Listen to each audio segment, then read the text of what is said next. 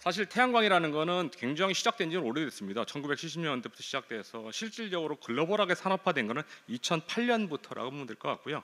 그 이전에 태양광보다는 사실 풍력이나 다른 신재생 에너지 훨씬 더 팬시해 보였고 경제성이 있었습니다. 그래서 2008년에는 산업화가 됐고 본격적으로 설치돼서 보급을 시작된 거는 2009년이고요. 2009년까지 전 세계에 깔린 게 14.5기가였습니다. 어떻게 보면 전 세계 저밖에 안 돼. 그럼 언제 태양광이 늘어나라고 했는데 2022년에 글로벌하게 240기가 정도 성장을 했습니다. 그러다 보니까 어마어마하게 늘었습니다. 사실 중국이 100기가 정도 했고요. 그래서 여기 보시면 2012년에 전체 100기가 수준이었는데 쭉 올라가서 불과 10년 만에 동그라미가 하나 더 붙은 상태가 됐죠. 그래서 아까 2022년을 보셨는데 2023년은 연간 420기가에 도달했습니다. 불과 1년 사이에 상상을 초월하게 늘어났죠.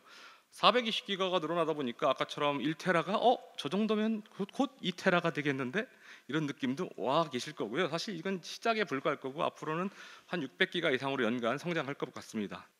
대부분 보시면 중국이 가장 많이 성장하고 있고요. 중국은 탄소를 많이 배출하는 악당국이라고 알고 있지만 아직 공개하기는 않지만 어마어마하게 태양광을 설치해서 일시에 아마 공개함으로써 우리는 탄소보다 녹색 에너지를 통해 가지고 프로덕트를 만들고 있다는 것을 아마 보여주는 시기가 곧 올 것 같기 때문에 아마 언젠가는 이게 현재의 국경이 우리를 더 위협하지 않을까 싶어서 안타까움을 좀 자아내지 않을 수 없습니다. 또 하나는 유럽, 그다음에 미국, 그다음에 인도까지도 지속적으로 에너지 산업에서 재생에너지 사업에서 태양광 산업이 성장하고 있고요. 아마 대한민국도 계속 지속적으로 성장해 갈 것으로 믿고 있습니다.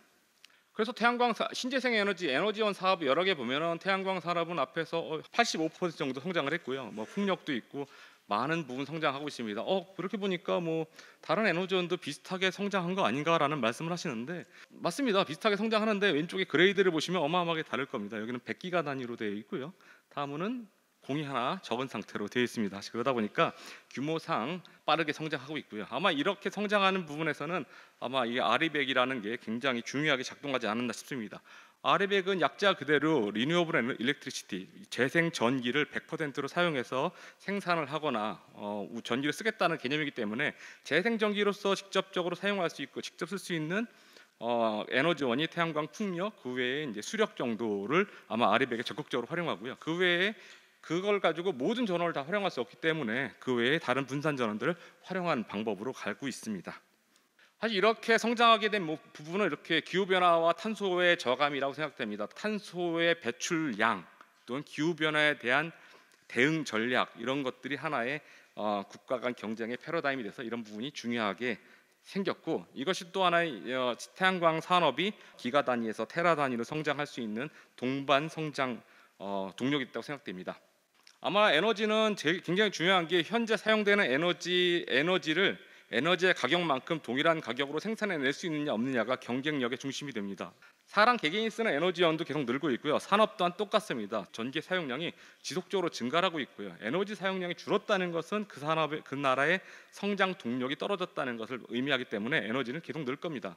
근데 그런 에너지원을 현재 가격보다 훨씬 비싼 대가를 치른다면 그만한 국민들 부담이 될 거고 그런 복지가 사라져가는 거겠죠.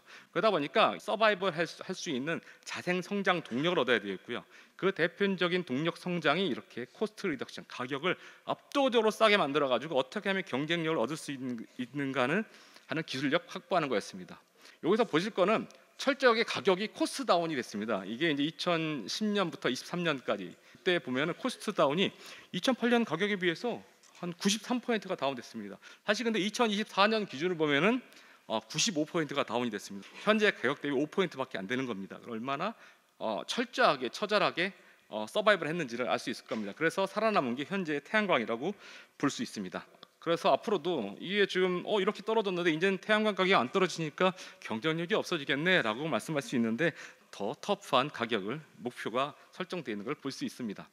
태양광 기술은 이렇게 태양 전지 말 그대로 빛이 들어오면 배터리가 되는 거고요. 빛이 들어왔을 때 앞면은 플러스극, 뒷면은 마이너스극, 웨이퍼 타입에 따라 다르긴 한데 전지가 되고요. 이거를 전지를 직렬 연결해서 우리가 패키징 외부에서 여러 가지 데미지를 받아도 망가지 않게 패킹을 한 다음에 이렇게 모듈이라는 걸 볼 수 있습니다. 대부분 가정이나 나가시다 보시면 이렇게 모듈을 흔하게 볼 수 있고요. 굉장히 뭐 하다못해 버스 정류장에서 설치되어 있을 정도니까 우리 생활에 점점 다가와 있음을 알 수 있습니다. 태양전 기술에서도 되게 많이 발전한 게 사실 앞면에 이렇게 보시면 이렇게 버스바라는 게 있는데 이게 은입니다. 은.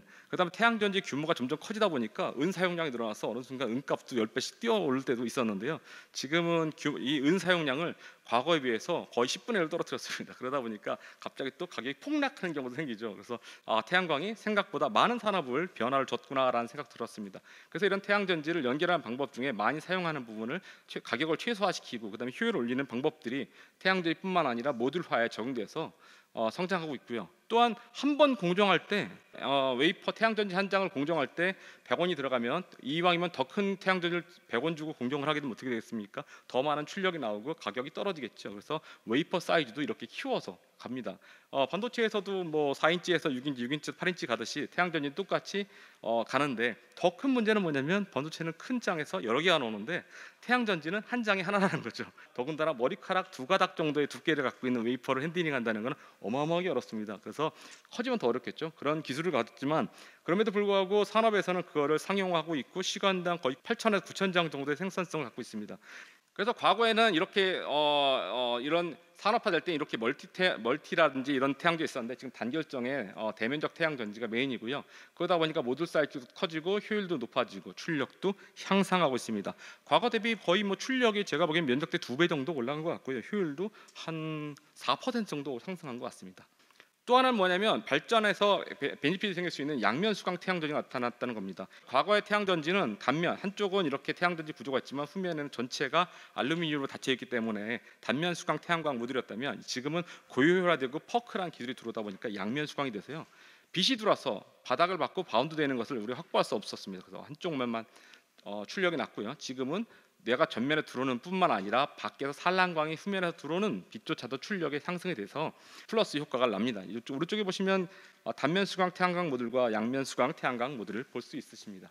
일반 노지에서도 한 10%, 뭐 7, 8%에서 10%, 15%까지도 충분히 개인이 없기 때문에 사실 이런 부분들이 코스트 리덕션에 결정적인 역할을 하고 향후 시스템에서도 더 많은 개인을 얻을 수 있는 그런 기술이 되고 있습니다.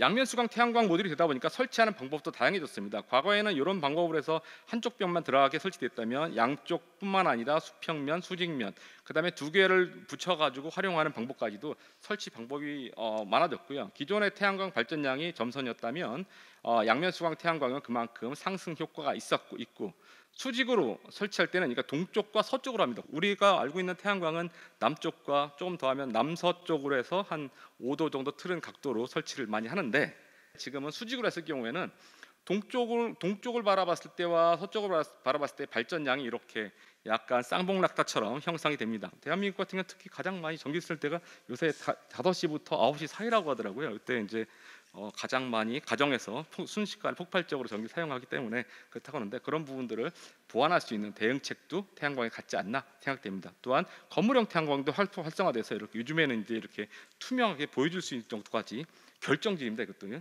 염료나 유기가 아니고요. 이렇게 시스루라고 해서 이렇게 만들기도 하고요. 또 이런 부분이 아리백이라든지 기존의 대규모 발전소를 운영하는 아리백 발전소뿐만 아니라 태양광에서 에너지를 좀 더 확보할 수 있는 기술로 적용하고 있습니다. 이런 기술들은 태양광이 점점 성장할 수 있게 하고요. 과거에는 우리가 태양광을 해야 돼라고 했었는데 지금은 그렇지 않습니다. 태양광이 자연스럽게 스며가고 있고요. 그린 수소를 하기 위해서도 리뉴어블 에너지가 필요할 거고 전기차를 운영하거나 다양한 스테이션을 있어도 거기에 사용되는 에너지원은 필요로 합니다. 또 그 외에 우리가 사용하고 있는 ESS를 운영하기에도 에너지가 필요한데 태양광이 필요하고요. 우리 그다음에 공장을 돌려서 아리백을 하기 위해서 필요하고 또 하나는 우리가 알고 있는 데이터, 스마트폰이나 데이터를 활용하기 위해서도 그것을 운영하기 위해서 신재생 에너지 필요하고 그 모든 산업에 태양광이 있어서 마치 스며들어가는 그런 기술처럼 태양광이 성장해 가고 있습니다. 사실 이런 자료들이 아마 태양광에 앞에 이렇게 과거에 이렇게 구점으로 설치해 있는 태양광이 아니고 좀 더 팬시해 보이고 좀 더 세련된 그 모습으로 더 성장할 수 있는 기술이 될 것으로 생각합니다.